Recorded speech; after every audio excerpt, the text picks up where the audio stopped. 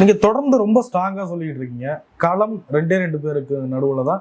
ஒண்ணு திமுக வெர்சஸ் அதிமுக. 2 பேருக்கு இடையில தான் போட்டி. ஒரு எதிர்க்கட்சி தலைவராக ஆட்சியை பிடிக்கணும்ன்ற உத்வேகத்துடன் எடப்பாடி பழனிசாமி அவர்கள் எப்படி செயல்பட்டு இருக்காரு களத்துல? எடப்பாடி பழனிசாமியோட அந்த இது இம்ப்ரூவ் ஆயிருக்கு. நீங்க ஒரு போன வருஷம் பார்த்த அதாவது பாராளுமன்ற தேர்தலில் பார்த்த எடப்பாடி பழனிசாமிக்கும் இப்போ இருக்கிறதுக்கும் நிறைய வித்தியாசம் இருக்குது. அதிகமான ஒரு தொகுதிகளை சுற்றி வர்றது, பிரச்சாரம் பண்ணுறது, ஸ்கிரிப்ட் கிடையாது. அங்கங்கே என்னென்ன பிரச்சனையோ அந்த ஊருக்கு ஏற்ற மாதிரி போயிடும். கூட்டம் இன்னைக்கு இபிஎஸ்க்கு முன்னாடி வந்ததை விட இன்னைக்கு கூட்டம் கூடி வருது. அதிமுகவோட கிராஃப் கொஞ்சம் கொஞ்சமாக ஏறுது. அதிமுக வாக்கு வங்கியில் ரொம்ப சரிஞ்சிருக்கு, போட்டி இல்லைன்ற மாதிரி தான் பேசுபொருள் இருந்தது. உண்மைதான், நானே அதை பேசியிருக்கேன். பட் இன்னைக்கு பார்க்கும்போது கூட்டங்கள் வருது. அப்போ திமுகவுக்கும் அதிமுகவுக்கும் தான் போட்டி. அதிமுகவை பொறுத்தவரையிலும் அது ஒரு பழைய கட்சி, பாரம்பரியமான கட்சி. அது விட்ட இடத்தை நோக்கி திரும்பி பெறதுக்கு அது போராடுது, வருது. திமுகவை பொறுத்தவரை இருக்கிற இடத்த பெரிய கட்சி, கட்டமைப்பு உள்ள கட்சி, அந்த இடத்த தக்க வைக்கிறதுக்கு அதுவும் போராடுது. 2 பெரிய கட்சிகளும் இந்த தேர்தலில் போராடுது, மல்லு கட்டுது, சண்டை போடுது. அதனால தான் சொல்கிறோம், திமுக வர்சஸ் அதிமுக தான் களத்தில் போட்டியாக இருக்குது. மற்ற கட்சிகளுக்கு இங்கே வேலை இந்த தேர்தலில் இல்லைன்றதான் என்னோட புரிதல். ஒருவேளை விஜய் இந்த தேர்தலில் வாக்கு வகை பெருசாக எடுக்கலைன்னா இந்த தேர்தலில் நாம் தமிழர் கட்சிக்கு ஓட்டு குறையலாம். ஆனால் அடுத்த தேர்தலில் திருப்பி நாம் தமிழர் கட்சிக்கு கூட ஓட்டு ஏறலாம். ஃபியூச்சர் என்ன ஆகுன்றது நமக்கு தெரியாது. பட் இந்த தேர்தலில் 2026க்கு உண்டான தேர்தல் 2 பேருக்கு தான் நடுவில் போட்டி. ஒன்று முதல்வர் ஸ்டாலின், இன்னொன்று எடப்பாடி கே பழனிசாமி. இவங்க 2 பேருக்குள்ள தான் போட்டி. கட்சின்னு எடுத்தால் திமுக வர்சஸ் அதிமுக, சின்னோன்னு எடுத்தால் ரெட்டலை வர்சஸ் உதயசூரியன். இதுதான் ஆட்டம். ஸ்டாலினுக்கு ஈக்குவலான அந்த தலைவராக எடப்பாடி பழனிசாமி அவர்களை பார்க்குறாங்க. அதாவது இபிஎஸ் அவர்கள் தேசிய அரசியல் அளவில் லீடராக எமர்ஜ் ஆகலை, ஒரு தேசிய தலைவராக அவர் மாறலை. ஆனால் அந்த இடத்துல முதல்வர் ஸ்டாலின் தேசிய தலைவராக மாறிட்டார். ஏன்னா அந்த இந்திய கூட்டணி அப்படின்லாம் வரும்போது அவங்க அந்த நேரத்தில் இவர் கூட்டணியிலேயே இல்லாமல் வெளியில் வந்தார். என்டிஏ கூட்டணியில் எடப்பாடி பழனிசாமி இல்லை. அவர் ஒரு கூட்டணி அமைச்சு ஒரு அணியை அமைச்சு போய் பிரச்சாரம் பண்ணார். வெஸ்ட் பெங்கால் போனார், மற்ற ஊரெலாம் போய் பிரச்சாரம் பண்ணியிருக்கார். இவர் அந்த மாதிரி தமிழ்நாட்டை தாண்டி எங்கேயும் போய் இவர் பிரச்சாரம் பண்ணதில்லை. அப்போ அந்த தேசிய அரசியலில் பார்க்கும்போது ஸ்டாலினோட அந்த இது பேசு பொருள் அவரோட இமேஜ் மேலே இருக்குது. உள்ளூர் அரசியல் வரும்போது இவர் என்ன சொல்கிறார், நான் உள்ளூர் அரசியல்வாதி தான்ப்பா, நான் கிராமத்துக்காரன், நான் விவசாயி, நான் இதுதான் அப்படின்ற மாதிரி இவரோட தன்மை இப்படி எடுத்துகிட்டு போகிறார்.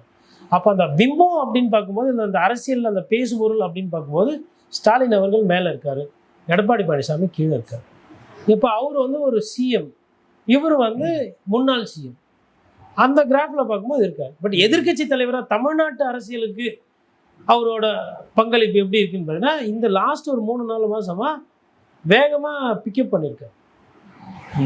ஒரு பிஜேபி 27 சீட்டில் சுருக்குனது, அதிமுக அதிகமான இடத்துல போட்டி போடணுன்றது, டிடிவி தினகரன் அந்த கூட்டணியில் திருப்பி வர வச்சுக்கிட்டது, 2 பேரும் சேர்ந்து ஒரே பஸ்ஸில் போய் பிரச்சாரம் பண்ணுறாங்க. டிடிவி தினகரன் அண்ணன் இபிஎஸ் ஆட்சி வந்த உடனே இங்கெல்லாம் மாற்றம் வரும்ன்றாங்க. இவரும் அவரை அங்கீகரிக்கிறார். அவரை அண்ணன் தம்பின்றாங்க, சரியாயிட்டாங்க, இந்த பஞ்சாயத்தை முடிச்சுக்கிறாங்க அவங்களுக்குள்ள. இதெல்லாம் ஒரு மாற்றம். இதெல்லாம் அந்த அந்த கட்சிக்கும் சரி, இல்லை இபிஎஸ்ன்ற அந்த தனிநபருக்கோ, அதிமுகன்ற அந்த கட்சி, அமமுகவுக்கு களத்தில் அவங்களுக்கு தொண்டர்களுக்கு அது ஒரு சந்தோஷமாக தான் இருக்கும். அதனால் அந்த உள்ளூர் அரசியல், தமிழ்நாடு அரசியலில் இபிஎஸோட அந்த வளர்ச்சி என்பது வேகமாக இருக்குது. தேசிய அரசியலில் தேசிய பங்களிப்பு அப்படின்னும் போது இபிஎஸ் அங்கே இல்லை. அந்த இடத்துல முதல்வர் ஸ்டாலின் தான் இருக்கார். அதனால தான் அவர் என்ன சொல்றாருன்னா, பாஜக விடக்கூடாது அப்படின்ற ஒரு தேசிய அரசியல் தலைவர் போன்ற அந்த ஒரு கட்டமைப்பு, அந்த ஒரு பிரச்சாரத்தை அவர் முன்வைக்கிறார். இவர் நான் தமிழ்நாட்டில் அரசியல் பண்ண வந்திருக்கேங்க, நான் இங்கே இருக்கிற பிரச்சனையை தான் பேசணும், நான் இதை தான் பார்க்கணும் அப்படின்ற மாதிரி அவர் கட்டமைப்பு உருவாக்கணும். இந்த 2 மக்கள் எப்படி பார்க்குறாங்கன்னு பார்க்கணும். களத்தில் திமுகவை எதிர்த்து வீழ்த்தக்கூடிய அளவுக்கு அந்த பலத்தை கொடுத்துருக்கா இபிஎஸ்க்கு நீங்க சொன்ன விஷயங்கள்? சரிங்க, இபிஎஸ் அப்படின்றதை தாண்டி அதை அதிமுகன்னு தான் பார்க்கணும். சரி, அதிமுகவுக்கு தொடர் தோல்வின்றது பார்த்தீங்கன்னா, போன சட்டமன்ற தேர்தல் டு இந்த தேர்தல்னு பார்க்கும்போது அந்த காலம் 5 வருட காலங்கட்டம். இதில் அது உங்களுக்கு இடைத்தேர்தல் அப்படின்றது அது பெருசாக எடுத்துக்க முடியாது. ஏன்னா இடைத்தேர்தலில் தோக்காத ஆளே கிடையாது. இப்போ ஆர்கே நகர் திமுக 3வது போச்சு. திமுக 3வது போனதுனால அடுத்த தேர்தல் அவங்க ஜெயிக்காமல் போயிட்டாங்களா? இல்லை திமுகவுக்கு எதிர்கட்சி அந்தஸ்தே போயிருக்கு, அதனால் அவங்க திருப்பி ஆட்சிக்கு வராமல் போயிட்டாங்களா? இது ஒரு சர்க்கிள் தான். கட்சிகள் மாறும், வெற்றி பெறும், தோல்வி பெறும், வெற்றி பெறும், தோல்வி பெறும். இந்த வெற்றி தோல்வி தான் அந்த கட்சி நிலைக்கும்.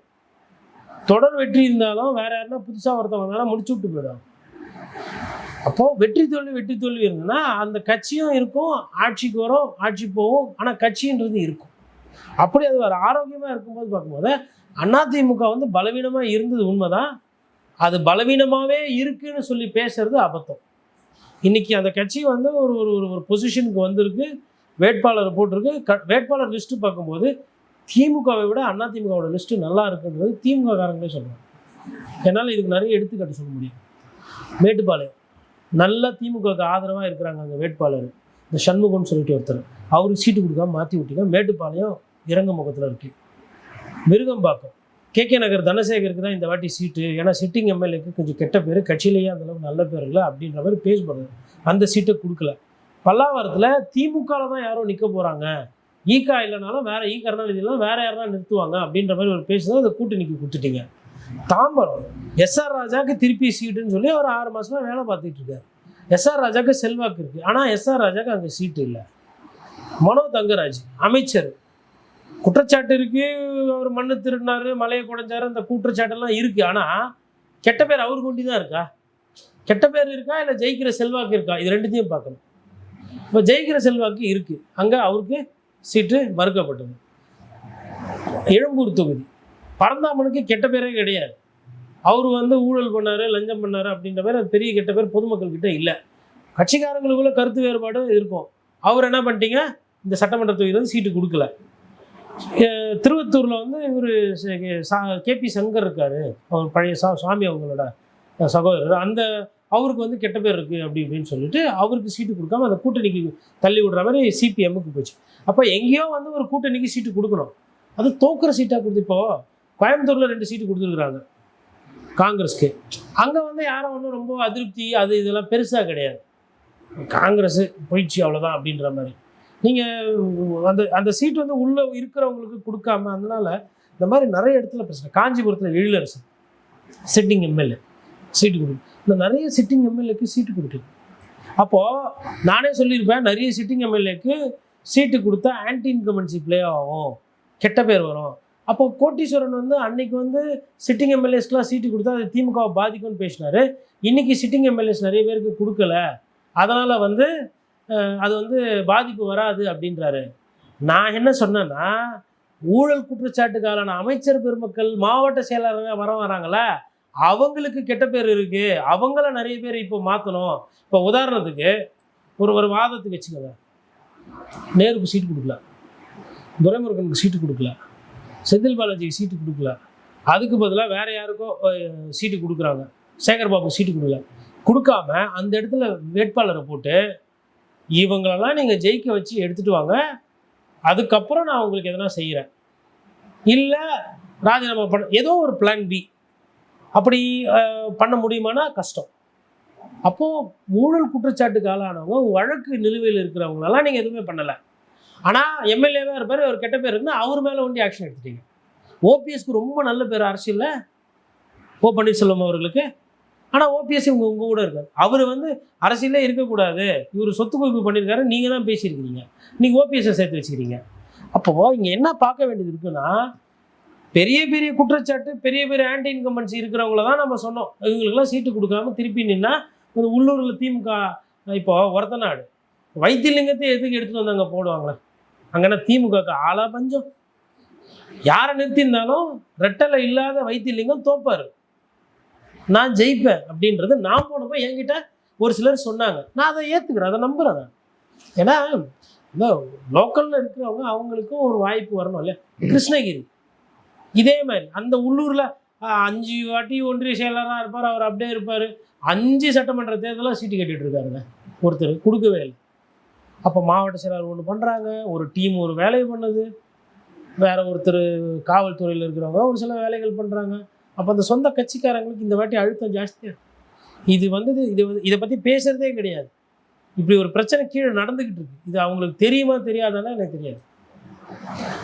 திருச்சி மாவட்டத்தில் 3-4 சட்டமன்ற உறுப்பினர்கள் 4 வாட்டி 5 வாட்டி ஜெயிச்சவங்களுக்கு சீட்டு இல்லை. ஏன்? எதுக்கு? என்ன காரணம்? ஊழல் பண்ணுற அமைச்சருக்கு சீட்டு கிடைக்குது, ஊழல் குற்றச்சாட்டு வழக்கு நிலுவையில் இருக்கிற சீட்டு கிடைக்குது, எதுவுமே இல்லாத எம்எல்ஏங்களுக்கு கிடைக்கல. இப்போ இது எப்படி போகுதுன்றது பார்க்கணும். இந்த அளவுக்கு அதிருப்தியோ இந்த அளவுக்கு பெரிய பேசுபொருளோ அதிமுகவில் இல்லை. இருக்காங்க. அவினாசி தொகுதியில் தனபால் அவர்களுக்கு சீட்டு கொடுக்கலாம். பட் இந்த அளவுக்கு பிரச்சனை அங்கே இருக்கான்றது நமக்கு தெரியாது. சமீபத்தில் அதிமுகவில் இருக்கிறவங்களுக்கு அந்த ஜெயிப்போன்ற நம்பிக்கை இல்லை, அதனால அந்த உத்வேகமே இல்லாம ஓடுறாங்க அப்படின்ற மாதிரி சொல்றாங்க. இல்லை, அது உண்மைதான். அது ஒரு சில இடத்துல இருக்கதான் செய்யுது. இப்போ சென்னை போன்ற பகுதிகளில் ஒரு சில சட்டமன்ற தொகுதியில் வந்துட்டு அதிமுக வந்து அப்படியே தான் இருக்கிறாங்க. ஒரு சில இடத்துல வந்து அவங்க நீங்கள் சொன்ன மாதிரி இப்போ கன்னியாகுமரியிலலாம் போய் பார்த்தீங்கன்னா அதிமுகவோட பெருசாக செயல்படுறது கிடையாது மாவட்டத்தில். அதேமாதிரி உங்களுக்கு நீங்கள் இந்த சைடு எடுத்திங்கன்னா தூத்துக்குடியிலுமே வந்து பெருசாக சவுண்டாலாம் வேலை செய்யறது இல்லை. திருவண்ணாமலையில் பெருசாக வேலை செய்யறது இல்லை. ஈவா வேலை எதிர்த்து அங்கே வந்து பெருசாக வேலை செய்யறது அப்படின்னு கிடையாது. அந்த பிரச்சனையும் இருக்குது. ஆனால் எல்லா இடத்துலையும் அதுதான் நிதர்சனம்னு சொல்ல முடியாது. பிரச்சனைகள் என்பது ரெண்டு கட்சியிலும் இருக்குங்க. ஆனால் எந்த கட்சியில் அதிகமாக இருக்குது ஒன்று, எந்த கட்சி தலைமை அதை சரி செய்யறதுக்கு முயற்சி எடுக்குது அப்படின்றது பார்க்கும். இப்போ நிறைய பேர் வந்து நிறைய கட்சியில் சேர்ந்துருக்காங்க, கொண்டு இருக்காங்க. ஆனால் ரெண்டு பேர் குறிப்பாக கோடிட்டு காட்டோம்னா, இந்த தேர்தலில் அதிமுகவுக்கு ஒரு பெரிய பலம் யாருன்னா பொற்கொடி ஆம்ஸ்ட்ராங். ஒரு சட்டமன்ற தொகுதியில் இன்னைக்கு அந்தமா போய் அவங்க பிரச்சாரம் பண்ணுறது, அவங்க கேட்கக்கூடிய கேள்விகள், அது எல்லாமே வந்து இன்னைக்கு ஒரு பேசு பொருளாக மாறி இருக்கு. அதுக்கு முழுக்க முழுக்க திமுக சாதகமான ஒரு சட்டமன்ற தொகுதி. ஆனால் அந்த தொகுதியில் பொற்கொடி ஆம்ஸ்ட்ராங்குடைய பிரச்சாரம் வந்து வேகம் பிடிக்குது, வாக்காளர்கள்கிட்ட ஒரு நல்ல பேர் கிடைக்குது, அவங்க ஜெயிக்கிறதுக்கு உண்டான வாய்ப்புன்ற மாதிரி பேசு பொருளாகும். இப்படி கிடையாது போன தேர்தலில். அதே மாதிரி காளியம்மா அந்த ஃபிஷர்மேன் பெல்ட்டு அது இதுன்னு அவங்க சொல்கிறாங்க, ஆனால் கேஷ் இன் ஹேண்டுன்னு, கேஷ் இன் அக்கௌண்ட்டு, சொந்தமாக கார் கூட கிடையாது. இந்த மாதிரி யதார்த்தமான கேள்விகள் இருக்குல்ல. இப்போ இபிஎஸ் இந்த ரெண்டு பெண்மணிகளை வந்து அவங்களுக்கு வந்து உண்டான அங்கீகாரத்தையும் வாய்ப்பையும் கொடுத்துருக்காரு. ஒருத்தர் வந்து நட்சத்திர பேச்சாளர், ஒருத்தவங்க வந்து வேட்பாளர். இவங்க வேலை செய்கிறது. இப்போ இந்த உழைப்பை வந்து நம்ம ஒன்றுமே அதிமுக எதுவுமே செய்யலைன்னு நம்ம கடந்து போக முடியாது இல்லையா? அதுதான் இதெல்லாம் வந்து ஒரு மாதத்துக்கு முன்னாடி இப்படி இல்லை, இப்படி ஒரு களம் இல்லை, இப்படி ஒரு பேசு பொருள் இல்லை. பார்க்கணும் நம்ம எப்படி போகுது. இதே நேரத்தில் தாவேக்கா தன்னுடைய பேச்சாளர்களையோ நட்சத்திர பேச்சாளர்களோ பயன்படுத்தவே இல்லை. விஜயும் எல்லா இடமும் போக மாட்டேன்றாரு. விஜய்க்கு ஆதரவாகவும் யாருமே போல. நான் என்ன கேட்குறேன்னா, விஜய் வந்து ஒரு நடிகர், ஒரு 5 நடிகர்களை, ஸ்ரீநாத் அவரோட நண்பர் வேட்பாளராக நிற்கிறதுக்கு ஒரு 5 நடிகர்களை தேடி கண்டுபிடிச்சி, இப்போ நடிகர் ராமராஜன் போய் தாவேக்காவுக்கு ஒரு இடத்துல பிரச்சாரம் பண்ணுறாங்கன்னா அவர் கட்சிக்கு பண்ணல, தனிப்பட்ட வேட்பாளருக்கு பண்ணுறாரு. ஏன்னா அந்த வேட்பாளர் வந்து அவங்க குடும்பத்துக்கு பழக்கம், ஒரு சில பட ரீதியாக இருக்கக்கூடியதில் அந்த குடும்பத்தில் இந்த குடும்பம் உதவி பண்ணியிருக்காங்க, அந்த நன்றி கடனுக்காக அவர் போய் பிரச்சனை பண்ணுறாரு. அதை தாண்டி இவர் ஒரு 5 வேட்பாளர் இல்லை ஒரு 5 நடிகர்களை இப்போ தாவேக்காவுக்கு வந்து ஓட்டு கேளுங்க. நம்ம இண்டஸ்ட்ரி பிரச்சனையில் இருக்குது. எப்போ பார்த்தாலும் வந்து இந்த சன் குழு இது பேர் என்ன மன்னிக்கணும், திமுக குடும்பத்தில் இருக்கிறவங்க தான் படம் எடுக்கிறாங்க, அவங்க தான் இந்த இண்டஸ்ட்ரியை வந்து டாமினேட் பண்ணுறாங்க, அந்த ஆதிக்கத்தை நம்ம குறைக்கணும் அப்படின்னு சொல்லி ஒரு நடிகர்களே அவர் தாவேக்காக்கு தமிழ்நாடு பூரா பிரச்சாரத்துக்கு அனுப்பியிருக்கலாம்ல. ஏன் அனுப்பலை? இது சின்ன விஷயம். இது கூடவா சொல்லி தரணும்? அவங்க கால் ஷீட்டு கொடுத்தா, இந்த காசு கொடுத்தா கால் ஷீட்டுக்கு அவைலபிள். எல்லாருக்கும் படம் வாய்ப்பு இருக்காது, ஒரு சிலர் இருப்பாங்க. அவங்களுக்கு வந்து இந்த நேரத்தில் யூஸ் பண்ணியிருக்கலாம்ல. அப்போ தெரியல, அரசியலும் தெரியல, என்ன பண்ணணும்னு தெரியல, சும்மா பாட்டு போட்டு டான்ஸ் ஆடி வைப்பு பண்ணிட்டு இப்படி தான் போகுது. கடும் போட்டி அப்படின்ற மாதிரி சொல்லிட்டு இருக்கீங்க. இன்னமும் அதே இதுதான் இருக்கா, இல்லை திமுகவுக்கு ஒரு கம்ஃபர்டபுளான ஒரு இது இருக்கா? இல்லை, கடும் போட்டி தான் இருக்குது. இங்கே வந்து யாருக்குமே கம்ஃபர்டபுளாக இருக்குது, கம்ஃபர்ட் ஜோன்லாம் சொல்லலாம். ஏன்னா இன்னும் ஒரு வாரம் இருக்குது. இந்த ஒரு வாரத்தோட அந்த பிரச்சாரம், அந்த லாஸ்ட் 2 வாரம் பிரச்சாரம் ரொம்ப முக்கியங்க. ஏன்னா திமுகவோட வாக்குகள் திமுக பெற்றுடும். திமுக நலத்திட்டங்கள் மூலயமா மக்களுக்கு போய் சென்ற வாக்குகள் வந்துடும். நலத்திட்டம் கிடைக்காதவர்கள் திமுகவுக்கு எதிராக ஓட்டு போடுவாங்க, அது அதிமுகவுக்கு போயிடும். இப்போ என்ன பிரச்சனைனா, திமுக எதிர்ப்பு ஓட்டுகள் பிரியுதா இல்லை ஒன்றா அதிமுகவுக்கு போகுதான்றதான் தெரியல. அதை எப்படின்னு பார்க்கணும். மற்றபடி களத்தில் வந்து ஒரு கடுமையான போட்டி திமுக வர்சஸ் அதிமுக இருக்கும். அது வந்து நம்ம போன வாட்டியே 2021 கடுமையான போட்டி தானே. இல்லை, இங்கே பெருசாக இப்போ கூட்டணி இல்லைல்ல தேமுதிக. கூட்டணி இருக்குது இல்லைன்றதாவது. நீங்கள் கூட்டணி வந்து ஒரு அளவோடு சேர்த்துடணும். டிஎம்டிகேலாம் வந்து திமுகலாம் ஒரு பெரிய பலம் கிடையாது. பர்செப்ஷன் வச்சு நீங்கள் என்ன பண்ண போகிறீங்க? பர்செப்ஷன் வந்து ஒரு நாள் இருக்கும். இன்றைக்கி இருக்க எடப்பாடி பழனிசாமியோட பர்செப்ஷன் இப்போ இம்ப்ரூவ் ஆகிருக்கு. என்னால் அதை சொல்ல முடியும். பர்செப்ஷனில் வீக்காக இருந்த எடப்பாடி பழனிசாமி ஏறி இருக்காரு. அதுக்கு என்ன பண்ண முடியும்? கூட்டணி இல்லை தான். பர்செப்ஷன் வந்து ஒரு தொடர் ஓட்டப்பந்தயம் மாதிரிங்க. அது நீங்கள் 365 நாளும் அதை மெயின்டைன் பண்ணோம். ஸ்ட்ராட்டஜி யுக்தின்றது லாஸ்ட்டில் வேலை செய்யும். இப்போது என்னதான் வந்து கூட்டணி பலம் பலவீனம் அப்படின்னாலும் அதிகமாக இவ்வளோ பேரை சேர்த்தது அங்கே இப்போ எனக்கு என்னன்னா, இப்போ டிஎம்டிகே உள்ளே வரலை, தாவேக்கா பிரச்சனை பெருசாக பேசப்படலைன்னா போன 2021 எப்படி ஒரு காம்பினேஷன் போட்டாங்களோ அதே மாதிரி போட்டிருப்பாங்க. மேபி 25 சீட்டு காங்கிரஸ்க்கு, அதை ஒரு 3 குறைச்சி இது 22 காங்கிரஸ்க்கு, விசிகாவுக்கு அதே 8, விசிகாவுக்கு ஒண்டி 30 முடிஞ்சு போச்சுங்களா. மிச்ச கட்சி எல்லாத்துக்கும் அதே மாதிரி 6 சீட்டு. மக்கள் நீதி மையத்துக்கு மிச்ச கட்சியிலேருந்து 1-2 குறைச்சாங்க இல்லைங்களா, எம்டிஎம்கே குறைச்சாங்க இல்லைங்களா. எம்டிஎம்கேக்கு 4 என்பது கரெக்டு தான். மிச்சம் அந்த 2 ஐயூஎம்எல்லேருந்து எடுத்த 1, அந்த 3 போட்டு நீங்கள் சூரியனில் நில்லுங்க அப்படின்னு அவரை கன்வின்ஸ் பண்ணி அவரையும் உதயசூரியன் நிற்க வச்சுருந்தா மதிமுகவில் ஒரு 4, மக்கள் நீதி மையத்தில் ஒரு 3, 7 சீட்டு உதயசூரியன். மிச்சம் சின்ன கட்சிகள் தனியரசு போன்றவர்கள்லாம் சீட்டு கொடுத்து, நீங்கள் உதயசூரியனில் தான் அவர் கேட்குறாரு சீட்டு, ஏதோ ஒரு இடம் எங்கன்னா கொடுத்துட்டு, இப்போ கருணாஸுக்கு கொடுக்கும்போது தனியரசுக்கு கொடுக்கும், அந்த மாதிரி கொடுத்து பழைய மாதிரியே ஒரு 175 185 சீட்டில் உதயசூரியன் எடுத்துன்னு போய் நிறுத்தியிருந்தாருன்னா பிரேமலதா விஜயகாந்த் இல்லாமல் அந்த கூட்டணி போன கூட்டணியை விட இன்னும் நல்லா இருக்கும். அது என்ன ஒரு காரணம், முதல்ல உதயசூரியன் அதிகமான தொகுதியில் நிற்கிது, ஃபஸ்ட்டு வெற்றி. ரெண்டாவது, நிறைய கட்சிக்காரங்களுக்கு சீட்டு கிடச்சிடும். ஒரு 15 பேருக்கு எக்ஸ்ட்ராவாக திமுக சீட்டு. அப்படின்னா நான் இங்கேயும் திமுக போது இப்போ உதயநிதி போராடும் போது அந்த பிரச்சாரம், அந்த கட்சி அது சூடு பிடிக்கும், நல்லா தகன்னு இருக்கும், நல்ல மாதிரி இருக்கும். சரி, ஐயா முதல்வர் போகிறாரு பிரச்சாரம் பண்ணுறாருமோ அது இம்பார்ட்டன்ஸ் கிடைக்கும். அந்த விஷயத்தை போட்டு விட்டாங்க. இன்னொன்று, போன தேர்தலுக்கும் இந்த தேர்தலுக்கும் திமுக என்ன பிரச்சனைனா, அவங்களோட அந்த இது இருக்கு பாருங்க, எலெக்ஷன் மேனிஃபெஸ்டோ வாக்குறுதி, அது போன தேர்தலில் புதுசு. அதாவது எதிர்கட்சியாக கொடுக்குறீங்க, எதிர்கட்சியாக கொடுக்கும்போது அதுக்கு வெயிட்டேஜ் ஜாஸ்தி. ஆளுங்கட்சியாக இருந்து நீங்கள் கொடுக்குறீங்கன்னும் போது ஏன் செய்யலை, ஏன் பழசு பாக்கி இருக்குன்ற அந்த கேள்வியெல்லாம். அதனால திமுகவோட அந்த வாக்குறுதிகள் அது பெரிய அளவுக்கு பேசு பொருளாக இருக்கா? அது ஒரு ஒரு ஒரு கண்டிப்பாக அந்த க்ளோஸ் காலில் வரும்போது அது ஒரு எட்ஜு கொடுக்கும். கிட்டத்தட்ட அது ஒரு சின்ன கூட்டணிக்கு சமம். இப்போ புது அறிவிப்புலாம் அதை மறைச்சிடாத. யார் அதிகமாக செய்கிறீங்களோ அவங்கள தான் ஞாபகம் வச்சுக்கணும். இப்போ அது அதிமுகவில் அந்த 10,000 ரூபா செக்கு மாதிரி லீஃப் மாதிரி போட்டு கொடுத்துட்டு ஆரம்பிக்கிறாங்க. ஆமாம், வீடு வீடாக போய். அது என்னன்னா, நாங்கள் ஆட்சிக்கு 10,000 ரூபா பணம் 2,000 ரூபா மாதம் வருன்ற மாதிரி. இப்போ இது ஒரு பேசு பொருள் ஆகுமா ஆகாதா? ஃப்ரிட்ஜு கொடுக்குறதா சொல்லியிருக்காங்க. ஃப்ரிட்ஜு அதெல்லாம் பேசு பொருள் ஆகும் இல்லைங்களா. ஆடு மாடு கொடுக்குறோன்றாங்க. தாலிக்கு தங்கத்தை நிறுத்திட்டு அதிகாரியை பேச்சு கேட்டுட்டு பெண்களுக்கு படிப்பு கொடுக்க வேணும்னு யாரும் சொன்னா? ஒரு திட்டத்தை நிறுத்திட்டு எதுக்கு இன்னொரு திட்டத்தை கொண்டு வரணும்? யாருன்னா செய்வாங்களா அந்த வேலையை? தங்கம் விற்கிற வெளியில் படிப்பு தங்கத்தை விட பெருசு. ஆனால் கிராமத்தில் இருக்கிறவங்களுக்கு அது வர இடத்துல எதுக்கு அதை நிறுத்துனீங்க? இதுக்கு இது மாற்றம் இல்லை. இதோட சேர்த்து இதையும் தரேன், உன்னை படிக்க வச்சு தாலிக்கு தங்கம் பண்ணி கல்யாணம் பண்ணி கொடுக்குறேன். அப்பா, இது அப்பாவோட ஆட்சி. சூப்பர். அம்மா உணவு நாசமாக போகுது, சரியா இல்லை. அம்மா உணவகத்தை பிரிக்கிறேன், ஒரு பாதி அம்மா உணவகம், தயிர் வடை சாப்பாடு இதெல்லாம் இட்லி தோசைலாம் இருக்கும் 5 ரூபாய்க்கு. அதில் சரி பாதி அண்ணா உணவகம். அண்ணா உணவகத்தில் முட்டை, சிக்கன் சூப்பு, பரோட்டா 10 ரூபா, முட்டை குருமா போதும். Non veg veg.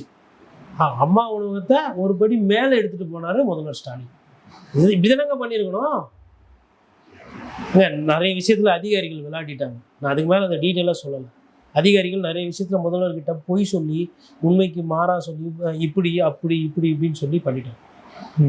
அது ஒரு பிரச்சனை. நிறைய ஒரு கேள்வி சார், வரக்கூடிய ஒரு வாரங்கள் களத்தை பெரிய அளவுக்கு மாற்றம் கொடுக்கக்கூடிய ஒரு வாரமாக இருக்குமா, அல்லது நிறைய கருத்து கணிப்புகள்லாம் வந்துகிட்டே இருந்தது, பெரும்பாலும் டிஎம்கேவுக்கு தான் அட்வான்டேஜ், 170க்கு மேலே 80க்கு மேலே 50%, 45%, இதையெல்லாம் புரட்டி போடுற மாதிரியான ஒரு வாரமாக கூட இருக்க வாய்ப்பு இருக்கு?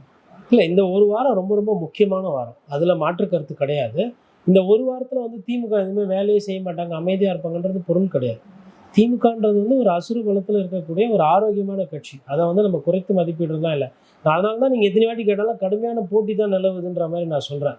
நான் திமுக 170 180ன்னு மற்றவர்கள் கருத்து கணிப்பில் வருது அப்படின்னா, கருத்து கணிப்பினுடைய நம்பகத்தன்மை என்னன்றதுல நாட்டு மக்களுக்கு தெரியும். எனக்கு அது பெரிய உடன்பாடு கிடையாது. அதெல்லாம் சும்மா ஒரு பர்செப்ஷன் பில்டிங். இன்னமும் பர்செப்ஷன்லேயே இருக்கிறாங்க. பர்செப்ஷன்லாம் முடிஞ்சு ப்ளே வந்துச்சு. ப்ளேக்கு அப்புறம் பூத்துக்கு போவோம், ப்ளேக்கு அப்புறம் கேண்டிடேட் போவோம், கேண்டிடேட்க்கு அப்புறம் பூத்துக்கு போவோம். இதுக்கப்புறமா நீங்கள் இந்த பேசு பொருள் இந்த பர்செப்ஷனை நம்பிட்டு இருந்தால் செட் ஆகும். களத்தில் இந்த 7 நாளில் என்ன பண்ண போகிறாங்களோ அதை பண்ணால் தான் திமுக ஆட்சியை தக்க வைக்க முடியும். அதுக்கு வாய்ப்பே இல்லைன்னா நான் சொல்லலை. என்னை பொறுத்தவரைலாம் திமுகவுக்கு 50% வெற்றி பெறதுக்கு வாய்ப்பு இருக்குன்னா அதிமுகவுக்கு 50% வாய்ப்பு இருக்கு. கடந்த காலத்தில் இருந்த அதிமுக மாதிரி இப்பயும் வந்து இன்னும் பிரச்சனை இது இருக்குது. சசிகலா ஓட்டை பிரிப்பாங்க, ஐயா ராமதாஸ் ஓட்டை பிரிப்பாங்க அப்படின்னு அந்த நரேட்டிவ் வந்து அவ்வளோ வீக்காக இருக்குது. அது பழைய அளவுக்கு ஸ்ட்ராங்காக இல்லை. டிடிவி தினகரன் போன வாட்டி அமமுக பிரித்த மாதிரியோ இல்லை போன வாட்டி பாஜகவுக்கு மேலே இருந்த அந்த கோவம் இல்லை சார். பாஜக தலைவர்கள் யாருமே வர்றது கிடையாது தமிழ்நாட்டில். வர வேண்டிய ராகுல் காந்தி வரல. இதெல்லாம் சிக்கல். அதிமுகவுக்கு ப்ளஸ், பிஜேபியிலேருந்து யாரும் வரலனா, திமுகவுக்கு ராகுல் காந்தி வரலன்னா சிக்கல். ராகுல் காந்தி வரணும். ஏன்னா ராகுல் காந்தி அவர்களும் ஏற்றுக்கிற தன்மை இருக்குது தமிழ்நாட்டில். இப்போ இது எப்படி நம்ம கடந்து போக முடியும்? அதனால் இந்த ஒரு வாரன்றது ரொம்ப முக்கியம். களத்தில் வந்து சமதளத்தில் இருக்கிறாங்கன்றதான் என்னோட புரிதல். நிறைய விஷயங்களை பேர் நன்றி சார். நன்றி.